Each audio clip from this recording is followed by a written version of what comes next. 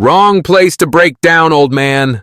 Mocking laughter rang out as the veteran's rickety bicycle wobbled, then collapsed right in front of the Iron Mustang's bar, a den of leather-clad, tattooed bikers whose faces twisted in derision, groceries scattered in every direction. The old man quietly bent down, trying to push his broken bike through the crowd without calling for help, without raising his head. But then, the loudest, biggest man among the bikers suddenly rose. He stepped forward and did what no one dared to dream of. Can honor truly recognize honor, even on different battlefields? This is the story of John Jack Sullivan, a Vietnam veteran, and the moment the whole town witnessed the power of respect. If you believe loyalty never fades, join us and discover more. Quick, hit subscribe so you don't miss the next exciting developments. John Jack Sullivan, now 70 years old, served as a U.S. Marine in Vietnam.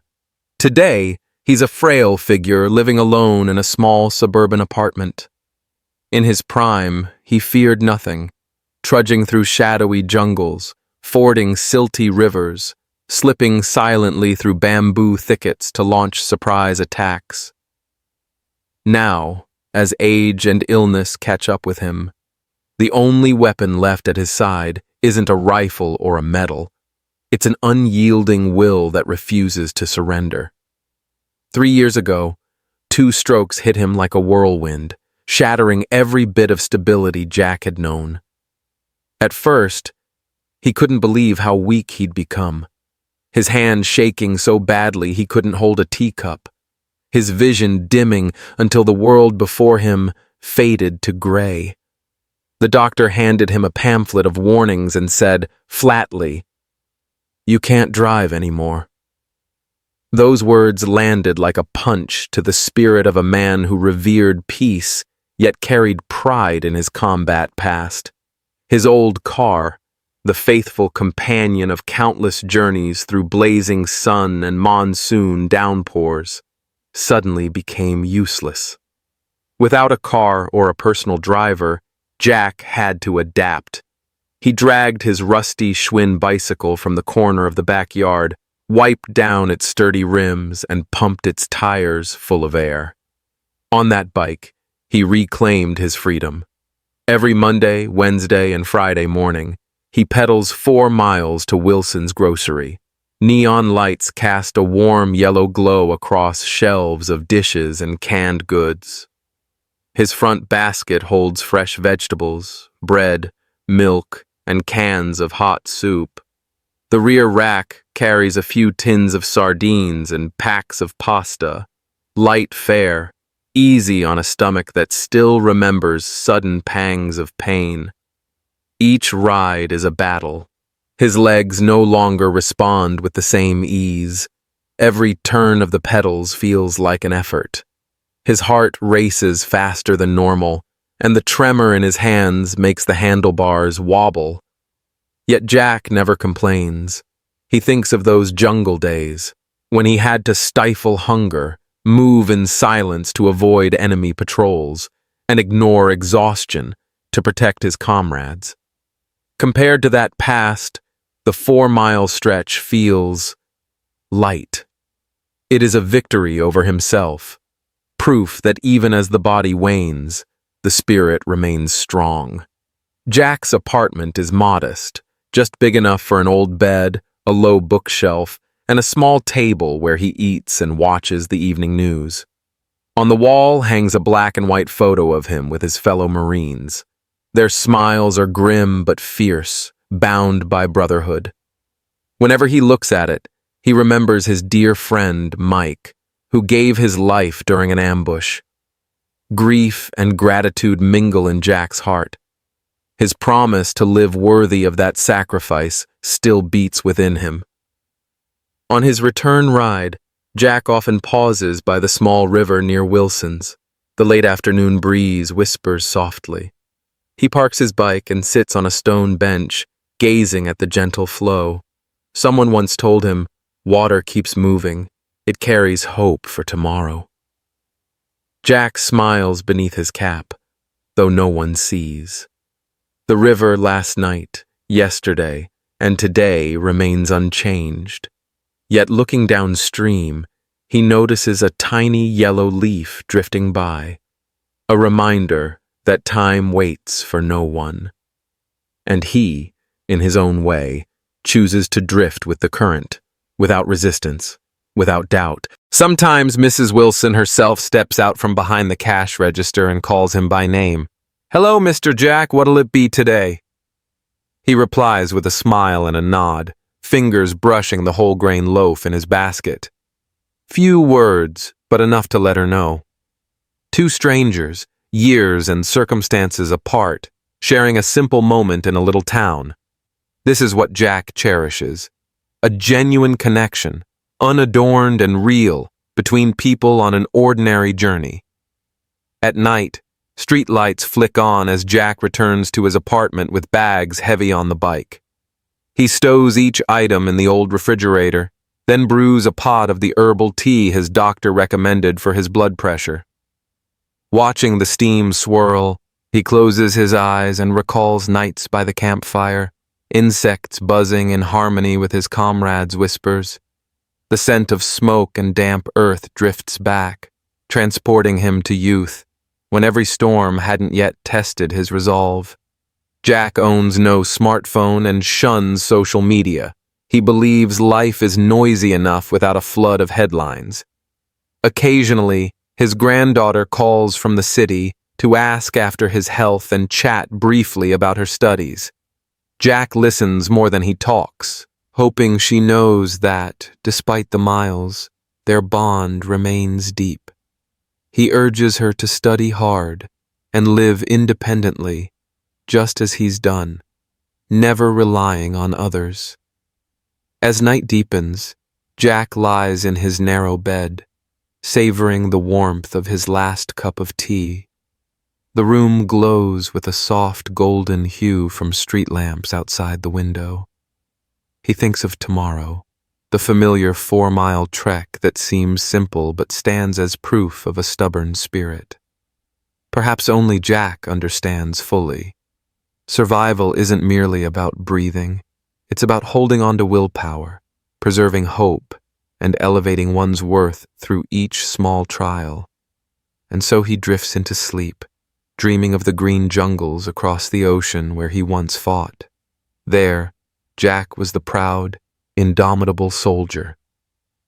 Here, he is the 70-year-old man on his weathered bicycle, smiling at a friendly greeting, standing firm against adversity.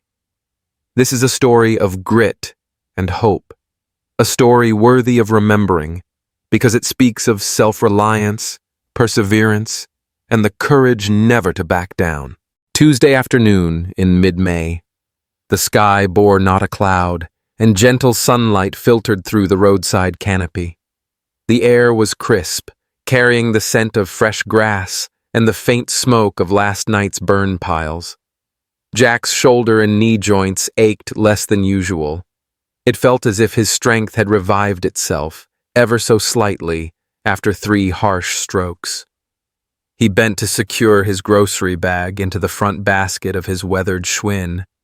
Each practiced movement a strict ritual.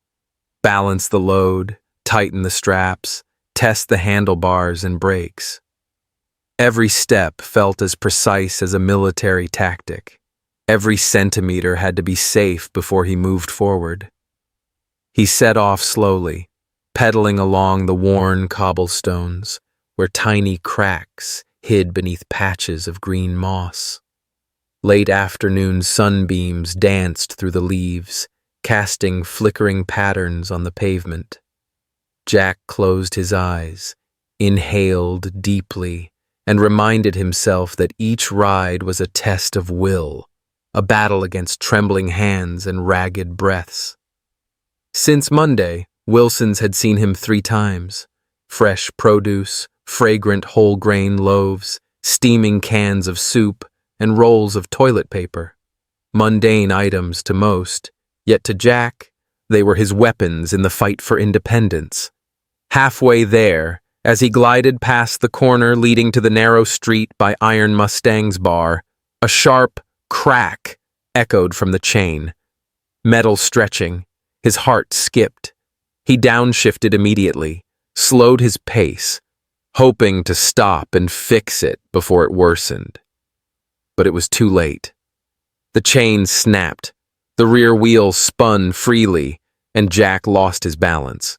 His body pitched forward, crashing onto the smooth asphalt. He lay still for a second, feeling the road's rough texture press against his thin jacket sleeve. A jolt of pain shot from his wrist to his elbow, making him gasp. The acrid smell of burning rubber stung his nostrils, mingling with the bar's distant clamor. Before him, the Iron Mustang's sign loomed in bold steel letters. Its neon lights still flickered, beckoning speed-hungry, hard-edged bikers. This was the haunt of the district's most notorious riders, tough, rugged souls forever chasing adrenaline. A crowd gathered on the bar's porch, reflected in Jack's wide eyes, high-tied hair, unruly beards, faded black leather jackets.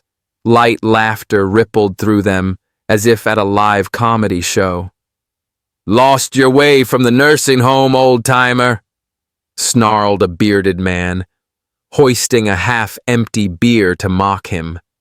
Others whooped, some discreetly raised phones, recording the unwilling spectacle. Jack clenched his brow, determined not to let a trembling glance betray his pain or his shame.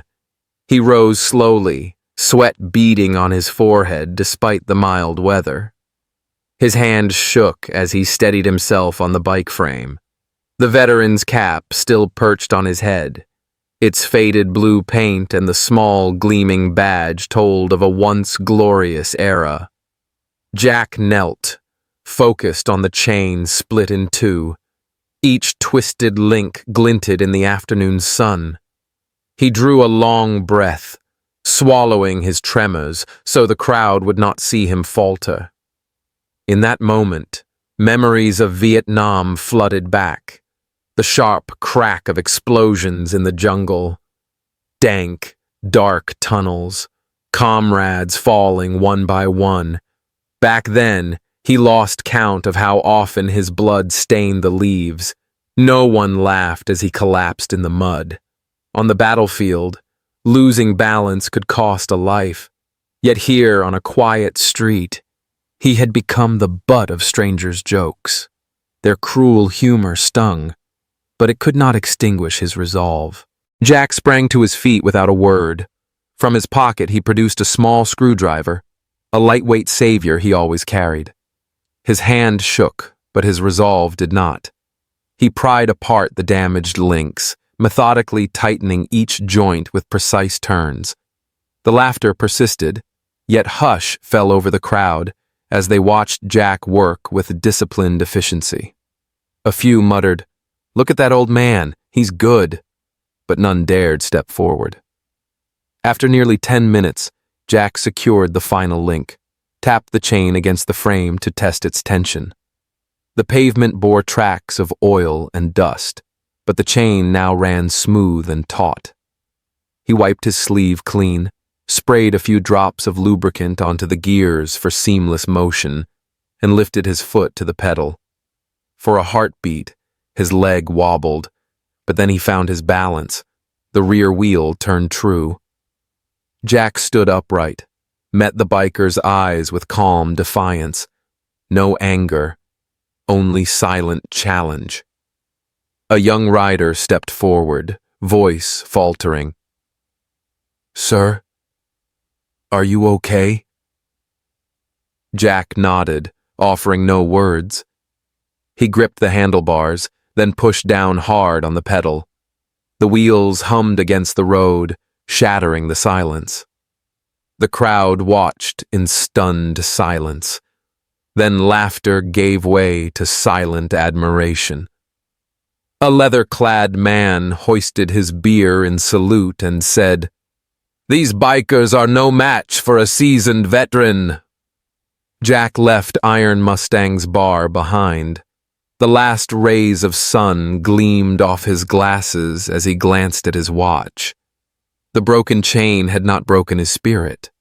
If anything, it deepened his conviction that though age and illness may wear down the body, the thirst for self-reliance and unyielding courage can conquer any barrier. He pedaled the remaining 4 miles, his basket neatly packed, and his heart oddly serene. Each revolution of the wheel affirmed his worth, a rebellion against fate with the fierce smile of an old soldier. And when Jack disappeared around the bend, Iron Mustang's bar blared its rock anthems, an overdue ovation for an unexpected hero. The tale of the broken chain and the little ride had become a vivid testament. True strength springs not from muscle, but from a spirit that refuses to bow. This was Jack Sullivan's real victory, the once Marine who stood unbowed in everyday life. Iron Mustang's bar isn't a place for faint hearts. Its rust-speckled steel sign flickers with red and blue neon, beckoning those who chase luck in roaring engines and heady spirits. Inside, burly bikers in faded leather jackets sport gleaming badges, unofficial medals of honor, as they swagger in tight circles. Their arms, necks, and chests are canvases of tattoos, declarations of identity in a sea of rugged faces. Yellow light casts deep shadows in every wrinkle. Any newcomer feels the unspoken warning of zero tolerance. In the small courtyard, Jack's battered Schwinn lay tipped over at his side. The chain, hastily rejoined, hadn't yet borne weight when the kickstand gave way, sending his groceries flying in every direction. A shiny red apple tumbled at several men's feet. Cans clattered across the pavement. In an instant, laughter exploded, engulfing the scene like a raucous storm. These bikers treated another's misfortune as prime entertainment. "That bike's older than this geezer," snarled a bearded man, raising his phone. Its screen glowed blue as he hit record, eager to post this moment for views. The staccato tapping of thumbs on glass accompanied their harsh laughter. Jack's brow furrowed, yet he said nothing. He had endured much worse. He remembered sleepless nights to the thunder of gunfire in Vietnam's jungles, when mist crept in and campfires revealed every bead of sweat on his brother's brows. He recalled the razor's edge between life and death, screams mingled with the scent of damp earth and smoke. In that inferno, he learned silent resilience, watching for any chance to survive. Compared to those losses, this humiliation was but a scratch on his worth. Jack bowed his head and focused on the canvas bag dangling from his saddle. From within, he withdrew a multi-tool, a compact knife with attachments that had been his companion for years. His hand trembled from strokes and age, but he clamped its tiny pliers over each warped link. The metal whispered as it bent. The evening breeze rustled the trees overhead. Bent over his task, he moved deliberately, like a soldier repairing a weapon mid-battle. But age had robbed him of former dexterity. The tool slipped from his grasp with a clatter. His palm slid off the handle. The bicycle tipped again, and groceries tumbled all over the walkway. A box of pasta thudded on the curb. A dented can rolled into a gutter. Jack inhaled deeply, fighting back his tremor, but his heart pounded as if ready to burst. Memories of comrades, blood, and mud flashed before him. He had fallen in combat, yet never had his spirit been shredded so brutally. Still, Jack refused to yield to shame. He knelt slowly, eyes fierce with resolve. His trembling hand collected each item: a dirt-speckled apple, a misshapen soup can, spilled grains of rice from a torn bag. Every piece he gathered reminded him that independence and dignity must be defended by an unbreakable will. The biker's jeers still echoed, but Jack filtered them from his mind, hearing only the quiet affirmation of his own determination. Unhurried, he placed each item back into his basket. When a whole grain loaf hit the ground, he picked it up, dusted it off on his sleeve, then stowed it gently. The tin sardines, its small dent like a scar of time, received his careful attention before returning to its place. Night was falling, yet the bar's neon still glowed, illuminating Jack's silent cleanup like a wordless drama. Jack's calm drew uneasy glances from some onlookers, curiosity mixed with awe. They recognized that, though frail and trembling, Jack stood unbroken before their ridicule. He didn't shout or plead for fairness. He spoke with action alone. Such silent strength outshone any argument. At last, the repair was just sufficient. Jack slipped the multi-tool back into his pocket, gripped the handlebars, and inhaled a steadying breath of resolve. The rough road lay ahead, but the wheels turned smoothly under the weight of his groceries and his unwavering spirit. Jack rose, placed his foot on the pedal. The bike hesitated, then surged forward in fluid motion. Before he departed, Jack glanced back at the bar. The bikers remained clustered by the entrance. One man pocketed his phone and nodded, a silent salute of respect. No words passed, yet that brief gesture told Jack the atmosphere had shifted. Rock music, motorcycle growls, and laughter swirled like a discordant symphony behind him. Jack pedaled home, the street lights casting his elongated shadow on cracked concrete. Each turn of the wheel proclaimed, "Age and illness slow the body, but cannot conquer the will." Every trip, short or long, was a quiet victory, proof that though life may erode us, our resolve endures. At his ear rang the gentle sounds of a fading afternoon, insects darting through the air, leaves rustling in the breeze, the hushed hum of bicycle tires on cobbles. Jack's heart felt light, freed from shame. Iron Mustang's bar receded behind him, yet its lesson remained. True strength lies not in muscle, but in an unyielding spirit. Jack Sullivan, the Marine once, now a living emblem of resilience, rode on with a silent smile, champion of self-reliance in an ordinary world. Late afternoon in mid-May, as the crimson sunset streaked across fragile clouds, the scene before Iron Mustang's bar fell eerily silent. The wind slipping through the doorway set the hanging wind chime murmuring its warning, as though something was about to unfold. The raucous laughter from moments before faded, leaving only the hum of idling motorcycles along the curb and the soft rustle of leaves. Jack, having methodically reassembled his battered Schwinn and tucked his groceries neatly into the basket, looked up, only to see a towering figure slowly stepping out of the bar's frame. He was taller than any Iron Mustang's member. His broad, muscular build felt like a moving fortress.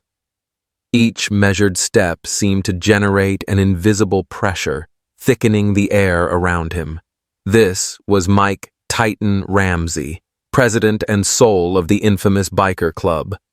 His black leather vest was emblazoned with military insignia and the Iron Mustang's emblem, each patch a tale of perilous journeys.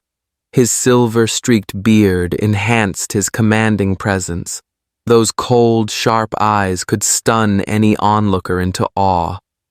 Titan paused in the courtyard's center, his gaze sweeping first over the fallen bicycle, then the scattered grocery bags on the pavement, and finally the pale faces of bikers still filming. No one dared move. Jack's breath seemed to catch as the 70-year-old veteran quietly gripped his multi-tool, poised to reattach the chain. In Jack's mind, memories of Vietnam's brutal skirmishes surged. Falling bullets, choking smoke, piercing screams. But he felt no fear. He had learned calm, and to face every trial. Titan advanced, each booted footfall echoing on cracked tiles. Even these hardy bikers, outwardly tough, could not suppress their respect. They shrank back, their mockery vanishing. When Titan halted within a few paces, he spoke no warning. The sunset haloed his shoulders in a pale glow, rendering him a tragic hero etched against a ruined landscape. Without a word, Titan bent, the ground trembling under his weight, and lifted Jack's Schwinn as if it were a child's toy. Witnesses gasped at his strength and composure. "Need some help?" he asked in a warm, husky voice, the simple offer carrying profound sincerity. In that charged stillness, his words soothed every tension. Jack, surprised, quickly regained his composure.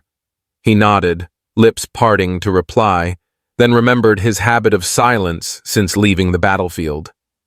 Instead, he bowed his head, swiftly gathered his bags and boxes of provisions, and followed Titan into the bar. The bikers stood motionless as they passed. No one dared obstruct them. Stepping through the iron door, Jack was met by a comforting warmth and the aroma of tobacco smoke. Inside, glossy brown leather armchairs lined the walls. The oak bar stretched beneath low-hung oval lights, a glittering array of bottles beneath their glow. Titan placed Jack's bicycle in a quiet corner outfitted for special guests, then turned and extended a hand to steady him. Jack exhaled in relief and surveyed the room. Skull murals adorned the walls, a neon iron Mustang's sign flickered, and a few curious bikers watched from the entrance. He realized that beyond the jeers outside, this club still honored a soldier's traditions and the spirit of self-reliance. Titan led him to an armchair beside a faux hearth. The flickering embers cast a cozy glow, like a well-worn home in the depths of winter. A lean bartender with kind eyes approached, setting before Jack a glass of water and a soft towel. Titan nodded, then addressed the old Marine. "Have a seat. I'll order for us." Moments later, Titan returned with a cup of strong black coffee for Jack and a premium draft for himself. The coffee's hissing foam and its rich aroma wove a hushed atmosphere, like a vast forest granting temporary peace to two souls from different worlds. Jack glanced at Titan through the large window, where the final rays of sunlight illuminated his comrade's face. For an instant, he saw his wartime friend, memories of foxhole nights and jungle patrols unfolding before him. He sipped the coffee, its bitter warmth, kissed with a hint of sweetness, settled his chest. Titan remained silent, setting down his beer and seating himself across from Jack. No words were needed. His gesture spoke volumes. Jack nodded in thanks. The small motion brimmed with respect. He brushed his hand over his veteran's cap, its Marine Corps insignia still gleaming. Titan's eyes flicked from the cap to Jack, as if to say, "We honor your past." Outside, the wind still whistled through the frame, but inside Iron Mustang's bar, two worlds, an aged soldier and young bikers, had found harmony. Jack turned to the bar's interior, gleaming motorcycles, metal badges shimmering coldly, and once mocking eyes now filled with reverence. He smiled, knowing that, no matter how hard life pushed him, there would always be hands ready to lift him up. As dusk deepened into violet twilight, the bar's lights grew brighter and the rock music gentler. Jack understood that this small trial had etched a lesson into his heart. True strength lies not only in muscle, but in empathy and the willingness to help proud souls. For Jack and Titan, that simple question, "Need some help?" had honored their dignity and opened a new beginning on the road home. No longer alone, but buoyed by faith and fellowship. Inside Iron Mustang's bar, the atmosphere shifted completely. Titan strode over to the billiard table, scarred with small bullet dents and bottle scratches, and gently placed Jack's battered Schwinn atop it, as if a surgeon readying a patient for emergency surgery. The clink of metal on wood sounded soft, a prelude to what was about to begin. "Bring me the tools," he commanded, his warm yet authoritative voice resonating through the room. Instantly, every leather-clad figure fell silent. Only the echo of tapping boots on tile remained. At first, the bikers hesitated. Sinewy arms folded across chests, bewildered eyes watching Titan's intention. But within a minute, a salt and pepper-haired man nodded, retrieved a palm-sized metal toolbox from the corner, and flipped it open. Inside lay pliers, screwdrivers, hex keys, the trusted companions of anyone who's ever fixed a bike by hand. Then, a muscular, tattooed woman clipped a spare steel chain to her hip ring. A young rider added, "My dad's got a Schwinn too. I can sort those brakes," and bent to grasp the old caliper. In an instant, the mocking scene transformed into an impromptu workshop. Yellow lights gleamed off tools and chains alike. Titan did not rush. He crouched to inspect every link, every rivet, every connecting plate, eyes tracing rust spots and dents like a craftsman tending a prized artifact. The soft twist of a screwdriver mingled with the chain's rasping notes, underscored by Jack's steadying breath at his side, no longer trembling. In that hush, Jack recalled the dense Vietnamese jungles where each fallen log and trickling stream posed life-or-death trials. There, he learned to study weapons with care, to fashion traps, and to mend anything broken with scant tools. When the new chain clicked securely into place, Titan slowly rose, yet his gaze stayed fixed on Jack. He placed a firm hand upon Jack's chest, just below the collarbone, then withdrew an ID dog tag from inside his vest. The bar's light danced across its polished surface as he read aloud, "John Sullivan, 3rd Battalion, U.S. Marines, Vietnam, 68. Each word rang clear, sinking into every listener's heart. Silence enveloped the room. Not even a sigh escaped. Those who had sneered moments before now bowed their heads in reverence. A young biker stepped forward, voice hushed yet sincere. "My father served under you. You saved him at Khe Sanh." In Jack's chest, memories of that fierce battle flared. Through choking smoke and swirling gunfire, he had crawled under barbed wire, heart pounding, to drag wounded comrades to safety. From that courage sprang the seed of hope. The scene had shifted entirely. Ridicule was gone, replaced by respectful pats on the shoulder, solemn nods, and eyes alight with deep admiration. One man bent to Jack. "Sorry, Marine. We misjudged your bike." Jack offered a gentle smile and a nod. He felt warmth from these once strangers. Inside Iron Mustang's bar, the atmosphere shifted completely. Titan strode over to the billiard table, scarred with small bullet dents and bottle scratches, and gently placed Jack's battered Schwinn atop it, as if a surgeon readying a patient for emergency surgery. The clink of metal on wood sounded soft, a prelude to what was about to begin. "Bring me the tools," he commanded, his warm yet authoritative voice resonating through the room. Instantly, every leather-clad figure fell silent. Only the echo of tapping boots on tile remained. At first, the bikers hesitated. Sinewy arms folded across chests, bewildered eyes watching Titan's intention. But within a minute, a salt and pepper-haired man nodded, retrieved a palm-sized metal toolbox from the corner, and flipped it open. Inside lay pliers, screwdrivers, hex keys, the trusted companions of anyone who's ever fixed a bike by hand. Then, a muscular, tattooed woman clipped a spare steel chain to her hip ring. A young rider added, "My dad's got a Schwinn too. I can sort those brakes," and bent to grasp the old caliper. In an instant, the mocking scene transformed into an impromptu workshop. Yellow lights gleamed off tools and chains alike. Titan did not rush.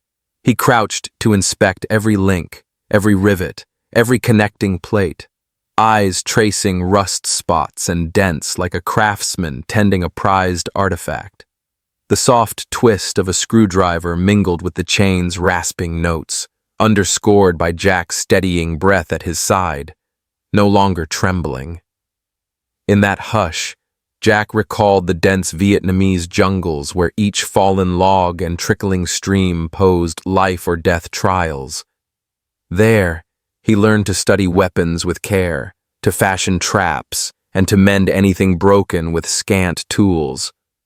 When the new chain clicked securely into place, Titan slowly rose, yet his gaze stayed fixed on Jack.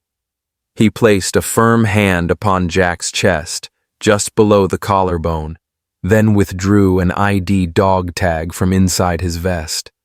The bar's light danced across its polished surface as he read aloud, "John Sullivan, 3rd Battalion, U.S. Marines, Vietnam, 68.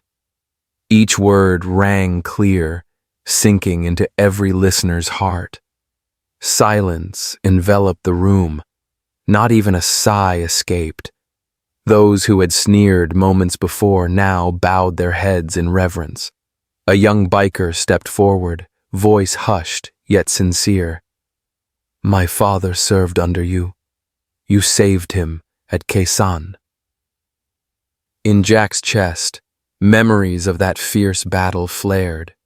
Through choking smoke and swirling gunfire, he had crawled under barbed wire, heart pounding, to drag wounded comrades to safety. From that courage sprang the seed of hope.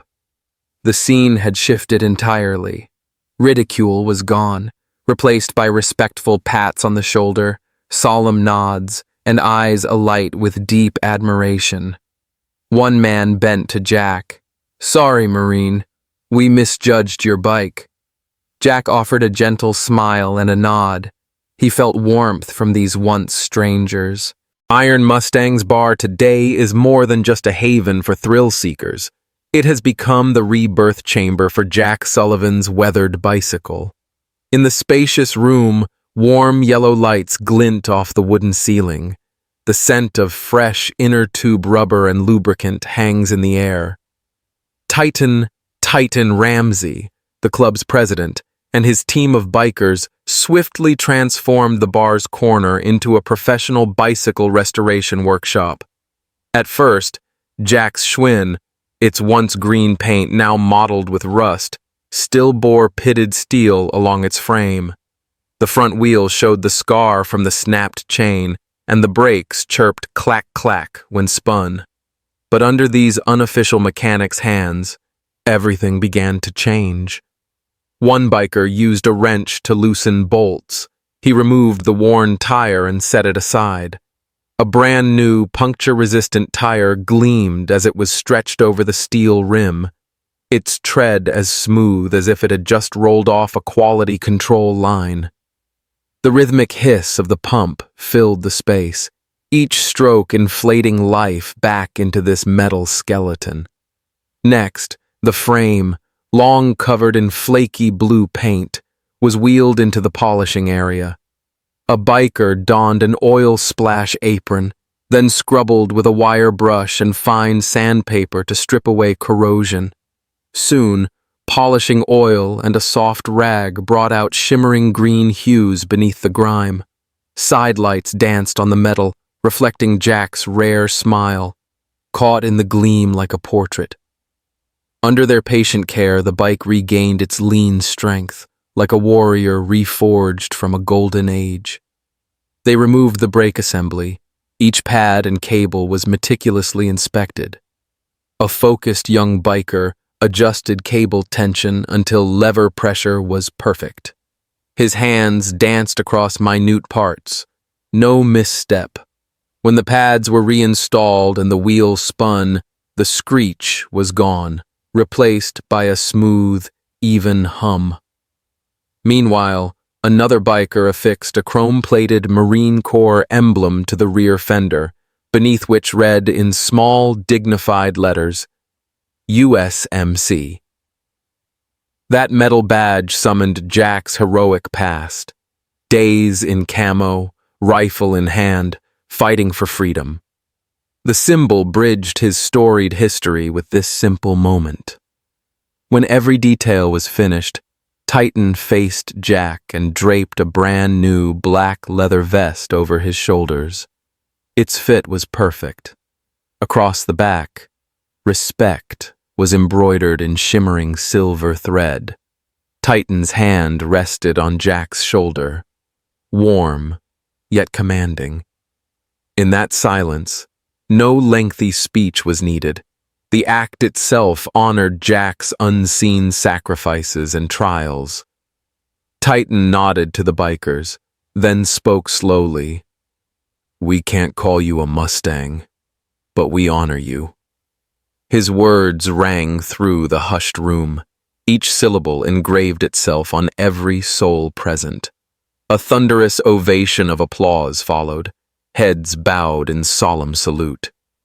Some could not hold back tears, moved by the realization that a person's worth is measured not by outward might, but by inner dignity and indomitable spirit. Jack bowed his head in gratitude. His voice was soft, but filled with respect. He touched the word respect on his vest, as if to seal the promise that this was more than a gift. It was proof of humanity's gratitude. A faint smile touched his lips. In his eyes gleamed simple joy that the younger generation, though different, knew how to recognize and honor those who came before. But Titan was not done. He lifted his voice. "Who will escort Sergeant Sullivan home?" The title sergeant added solemnity to the air. Hands shot up, then dozens more in unison. 20 motorcycles roared to life together, a powerful chorus of exhaust notes. The riders formed 2 ranks along the curb, a disciplined honor guard ready to accompany Jack down the lamplit road. Jack gave the pedal a test push. The Schwinn rolled smoothly, silent now. He breathed deeply, feeling the evening's pulse. The motorcade glided behind him. Headlights streaked across the pavement like sequined ribbons. Any onlooker would marvel. An unarmed old soldier, honored like a hero through a simple, profound gesture. The next morning, a gleaming bronze plaque appeared by the bar's entrance, set in dark wood. Here, respect is earned and honored. The gold leaf letters sparkled in the sun, a lasting commitment. Anyone passing by would pause, read, and understand. This is no ordinary bar. It is a sanctuary of values and gratitude. From that day on, every late afternoon, Jack would don his veteran's cap, slip into his respect vest, and pedal through the narrow streets. At Iron Mustang's bar, bikers always lined up at the door, helmets off, heads bowed in greeting. Engines fired crisply, and their reverent gazes formed a symphony welcoming a very special guest. Jack's posture grew straighter, his eyes shining with pride, not merely because he was celebrated, but because he felt useful still, a living testament to willpower and resilience. With each turn of the wheel, he felt an invisible applause from those around him, history and the present united. It was a living record of a life in which every small act can ignite inspiration and human connection, transcending age and circumstance. And so, amid the vibrant rhythm of the little town, Jack Sullivan's story of the old Marine in his new leather vest and his reborn Schwinn became a living legend. Not for epic battles, but for a community that paused, listened, and honored. Iron Mustang's bar didn't just fix bicycles, they restored faith and hope, turning sweat and oil marks into an everlasting pledge of respect. Hit subscribe now. If you believe that true heroes don't need grand stables, they just keep rolling until honor catches up, then don't miss our next stories.